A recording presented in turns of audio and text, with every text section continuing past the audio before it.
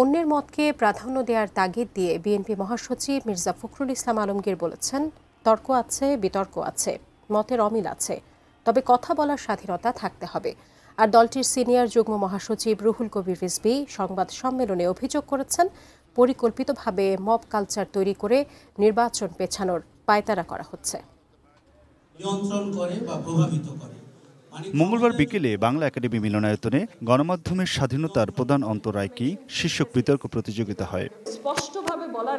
এই অনুষ্ঠানে প্রধান অতিথির বক্তব্যে বিএনপি মহাসচিব মির্জা ফখরুল ইসলাম আলমগীর বলেন, রাজনীতিতে তরুণদের অংশগ্রহণ ভবিষ্যৎ বাংলাদেশকে আরও বেশি সমৃদ্ধ করবে।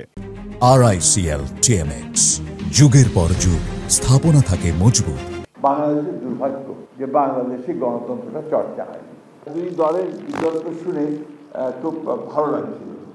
একটা আমার আপত্তি আছে, এই যে আপনার মাননীয় প্রধানমন্ত্রী আর মাননীয় স্পিকার কথা, এটাকে আমরা বাদ দিতে পারি না।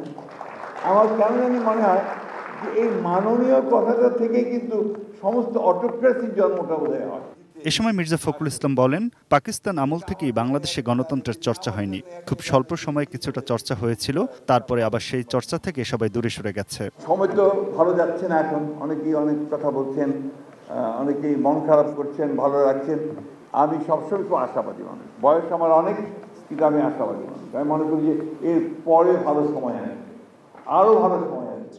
এর আগে দুপুরে নয়াপল্টনে বিএনপির কেন্দ্রীয় কার্যালয়ে সমসাময়িক নানা ইস্যুতে সংবাদ সম্মেলন হয়। এতে দলের সিনিয়র যুগ্ম মহাসচিব রুহুল কবির রিজভী অভিযোগ করেন, প্রশাসনিক স্থবিরতার কারণে মব বাড়ছে। একটা দানবীয় সরকার পতন হয়েছে, এখন তো আইনের শাসন মানে যারা আইন প্রয়োগকারী সংস্থা, যারা প্রশাসনিক ব্যক্তি, তারা নিরপেক্ষ আচরণ করবে, তারা যথার্থ আচরণ করবে, যাতে সমাজের কোনো মানুষ আইনের আশ্রয় নিতে গিয়ে বঞ্চিত না হয়, রাজনৈতিক কারণে সে যাতে কোনোভাবেই বঞ্চিত না হয়।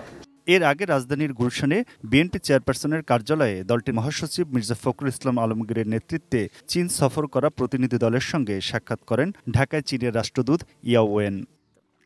Aminul Islam, ATN news, Dhaka.